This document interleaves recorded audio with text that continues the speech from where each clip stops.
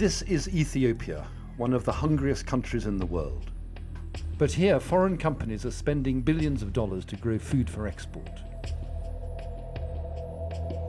An area the size of Britain has been handed over to corporations in the last 3 years. It's called a land rush. I'm in Ethiopia's remote southwest Gambella region to investigate claims that large numbers of small farmers are being moved off their land by the government.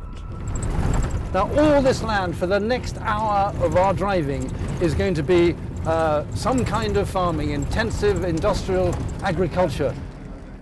We're driving west through Karuturi Farm, a new Indian venture, where large areas of forest are already being cleared to grow palm oil, rice and sugar. Are you going there? Hello. Hello. It will be one of the largest farms in Africa, but most of the food will be exported. Populations are growing, so this has to be good for the world. But what about Ethiopia's poor? The man in charge is Kamjit Shekon. So how big will this whole farm be? Phase 1, 100,000 hectares. After that? After the second phase, 100,000 plus 200,000. So 300,000 hectares. And if I started walking at one end, how long would it take me to get to the other end? On 100,000 hectares is about 121 kilometers. 120 kilometers, that's 90 miles. 90 miles. That's big. Yeah. It's as big as Wales. So will you plant, will you build a town just by here? Yes, do you see those trees? Yes. There will be the town, next camp coming up. So that will be Camp 2 and that will be 10,000 people? Maybe 10 to 15,000. Karuturi says it will build home schools and clinics for as many as 60,000 workers. But on one of their other Ethiopian farms, similar promises made by the government have yet to be fulfilled. In addition, we found they pay most workers under $1 a day. That's well below what the World Bank says is extreme poverty. I think that because you were the first people here, you've got the best land. I think you've got the river access. We never saw the land. Yeah? Oh, you never saw it? They gave it to us, we took it. Seriously? Seriously. You did not even see it? Yes. They offered it to you? They offered, that's all. Oh, yeah. Hi, Razak. This has to be the deal of the century. 1,000 square miles for just £150 a week. Plus, they get tax breaks and roads built for them by the government. Now, presumably, all the trees, all the forests which we see at the moment will have to come down, so you can plant it. Yes. Is that inevitable, or is that just... It's inevitable. Yeah. You have to clear this. Yeah. Then there has to be a road network for harvesting. So it's very mechanized, it's very industrialized, it's very precise. Karuturi says their land was sparsely populated and denied displacing local villagers. On the way back to Gambella town, we passed a group of shacks along the side of the road, near where other foreign companies are moving in. This is Kami village, which we think is full of displaced people, but we'll see. Well, these people clearly haven't been here for very long. These are very rudimentary tents. Around 250 people have been living here for 8 months. Chief, thank you so much for talking to me. Thank you very much indeed. Most of the people here displaced from other areas. Why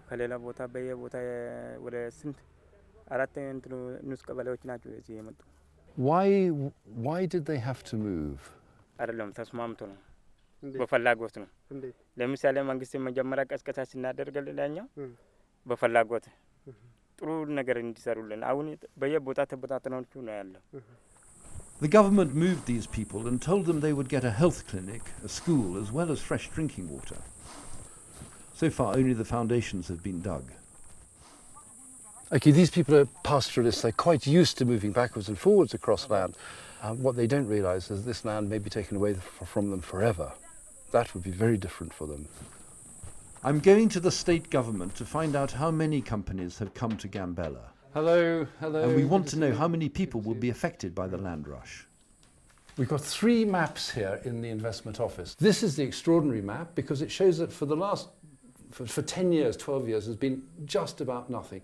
In 2007, it started going right up. Since then, there have been hundreds, and I've just been told that the total number of investors in Gambella region is 896. Now, that is an extraordinary figure from absolutely nothing only 10 years ago. Kasahun Zefu is one of the department's senior officials. What countries are they coming from? India, Saudi Arabia, and China,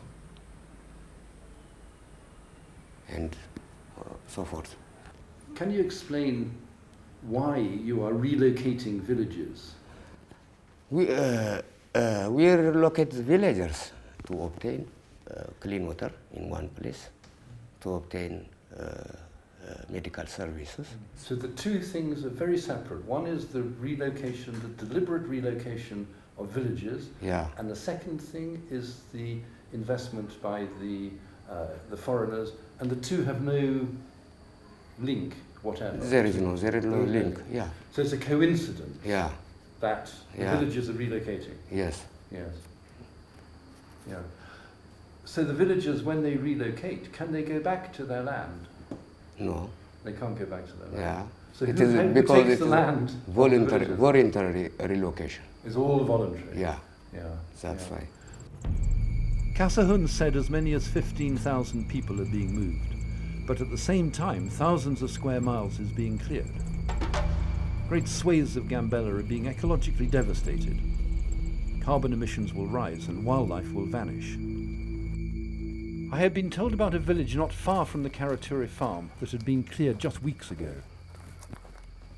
Actually, the whole of this was the village. So it's not just a few houses which we see left there. All of this was actually a village pretty recently. There's nothing left, they've all gone. And they've left the storage pots.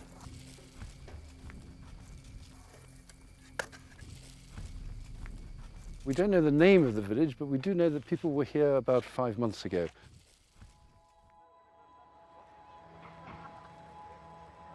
Gambella is up for grabs, and foreign investors are not the only ones moving into the region. Wealthy Ethiopians from other parts of the country are also leasing huge areas of land.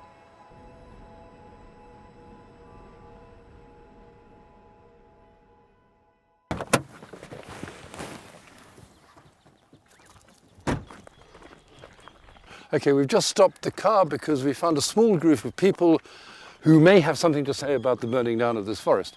Many of the villagers we met were too scared to talk to us about what was happening, but one man was willing to speak on condition we disguised his identity.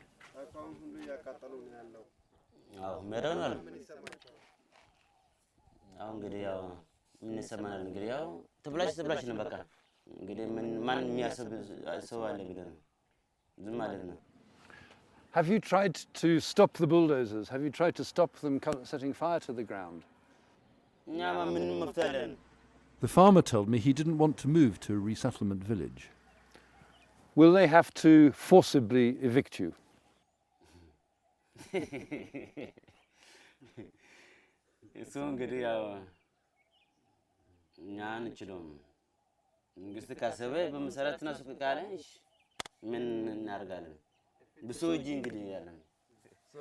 The man was frightened of being beaten up by soldiers. Some farmers have reportedly disappeared or been killed for speaking out against the government. Do you think you're in danger?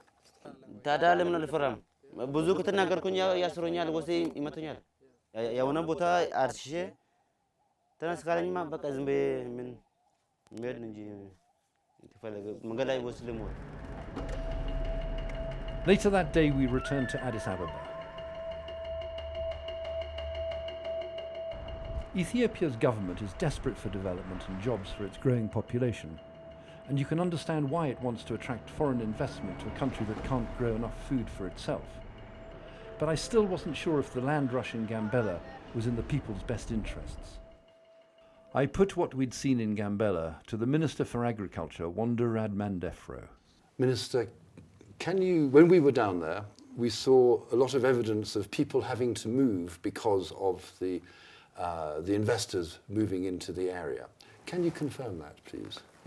By the way, there is no movement of population. Minister, with respect, we found many villagers who were frightened, who were worried, who had been told that they would have to move. It's their choice, either to choose to have these basic services coming to the village, therefore it's based on their willingness. But of course, they have to abandon their previous way of life. You cannot provide any basic services having highly scattered community. So you have 3 million people, 2.9 million, 2.8 million, who this year will receive food aid from America, from Europe, from wherever, at the same time as you are trying to export large amounts of food and commodities to America and other countries. Is this not sort of rather complete madness? You said madness, but it is not madness, and it's the correct way. The government is saying that Ethiopia's poor will only become less reliant on aid if they give up their old way of life, and that large-scale industrial farming in places like Gambella is not just the future, but a development necessity. We've just come out from the minister, and clearly he's hoping for an enormous increase in productivity in farming in Ethiopia. The danger, clearly, is that the companies take advantage of this, that they will grow what they want to grow, and they will sell it to whom they want to sell it, and the real benefit for Ethiopia will never be seen at all. And the real danger